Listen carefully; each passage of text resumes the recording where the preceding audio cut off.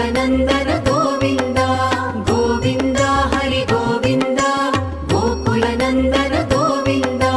नित्य निर्मल गोविन्द नीलमेघ श्याम गोविन्द पुराण पुरुष गोविन्द पुण्डरीकाक्ष गोविन्द गोविन्द हरि गोविन्द गोकुलनन्दन गोविन्द गोविन्द हरि गोविन्द गोकुलनन्दन गोविन्द नन्दनन्दन गोविन्द नवनीत चोर गोविन्द